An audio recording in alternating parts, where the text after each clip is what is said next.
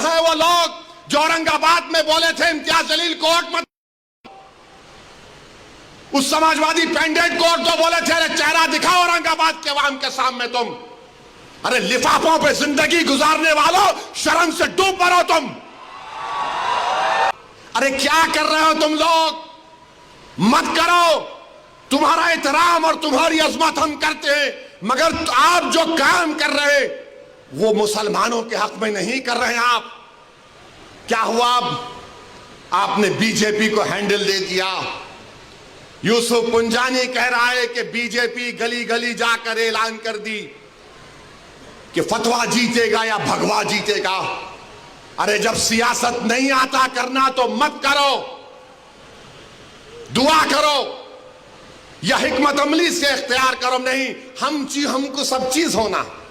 देख लिए क्या हुआ, अब किधर है आप, किधर है नहीं मालूम। कहां है वो लोग जो औरंगाबाद में बोले थे इम्तियाज जलील कोर्ट मत, उस समाजवादी पेंडेंट कोर्ट तो बोले थे अरे चेहरा दिखाओ औरंगाबाद के अवाम के सामने तुम, अरे लिफाफों पे जिंदगी गुजारने वालों शर्म से डूब मरो तुम। मेरे घर को आए थे, मेरे घर को आए थे हैदराबाद को, बगैर बोले मेरे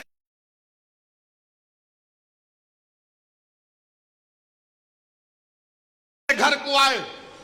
मैं वक्फ के बिल की मीटिंग में जा रहा था, पलट मेरा गार्ड फोन करा के साहब इतने लोग आए, मिला, घर पे आए तो मैं कहा कि मेरा घर इतना बड़ा नहीं है, आप लोग 20 लोग ले लीजिए, लोगों को बिठा, वो बात करे, बात करा, लेटर लिख के दिए को टिकट दो, मला मैं गौर करूंगा। फिर जाने से पहले कि अंग्रेजी कुरान का तर्जुमा जो टर्की छपा हुआ है उसकी 4 कॉपियां इन जिम्मेदारों को दिया कि आप मेरे घर को आए, ये अल्लाह के वली की कुरान का तर्जुमा है। एक एक हाथ में दिया तो औरंगाबाद जाके बोले हम घर को गए थे, हमारे को चाय तक नहीं। अरे आप पहले से बोल देते तो नान खलिया खिला देता मैं। मेरे को नहीं मालूम था कि तुम मेरे घर को खाना खाने आ रहे। कुरान करीम दिया ना हाथ में, अल्लाह का कलाम तुम्हारे हाथ में दिया, तुमको उसका भी लिहाज नहीं है और तुम दावा करते हो कौम का। बहुत बोल सकता हूं, याद रखो मेरी जबान को लगाम नहीं है, तुम्हारा घर से निकलना महाल कर दूंगा मैं यहां पे। मेरे भाई इमाम शाफई मुफ्ती साहब बैठे हुए, इमाम शाफई रहमतुल्लाह अलैह का जमाना है। एक दौलतमंद ने कहा कि अगर अल्लाह मेरे को बेटी देगा तो जब उसकी शादी करूंगा दीन और दुनिया की दौलत उसको दूंगा। जब बेटी की शादी का मौका आया उलमाए किराम के पास गया, उलमाए किराम ने कहा कि नहीं तू नहीं दे सकता, दीन और दुनिया की दौलत तो कैसे देगा, तेरी कसम गलत हो गई। इमाम शाफई के पास गए, इमाम शाफई बोले बहुत आसान है। इमाम शाफई रहमतुल्लाह अलैह ने कहा तेरी बेटी की शादी कब है, उसने कहा फुला दिन है, बोले मैं आ रहा हूं चला जा। इमाम शाफई पहुंचे, इमाम शाफई रहमतुल्लाह अलैह ने कहा कि आसान है। वो बोला कि हज़रत शादी तो हो गई, क्या है बताओ।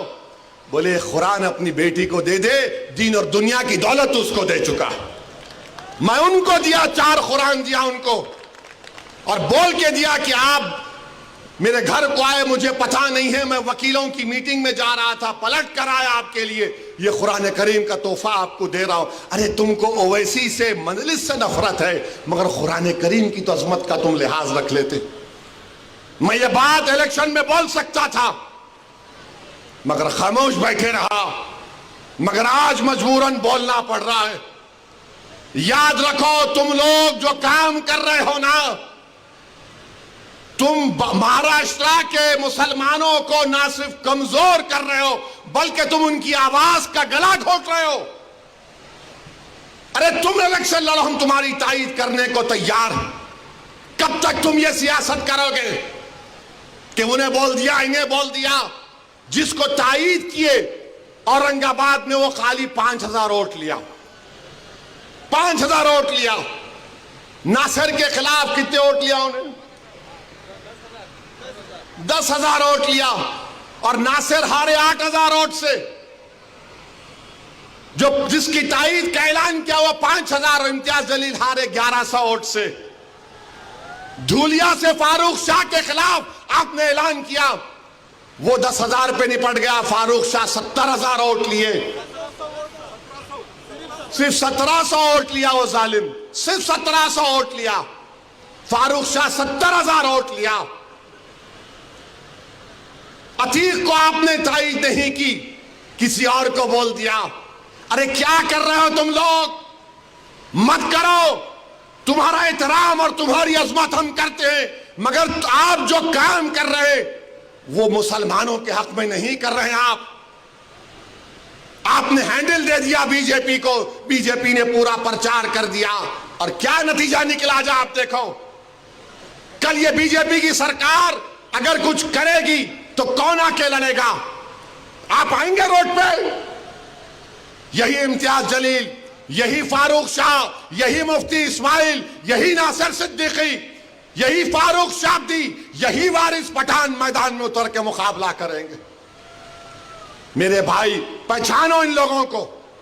मैं नहीं बोलना चाह रहा था, मगर आज मैं जरूरी है सच्चाई को बयान करने के लिए कह रहा हूं। बहरहाल मेरे अजीज दोस्तों और बुजुर्गों, अपने मस्जिदों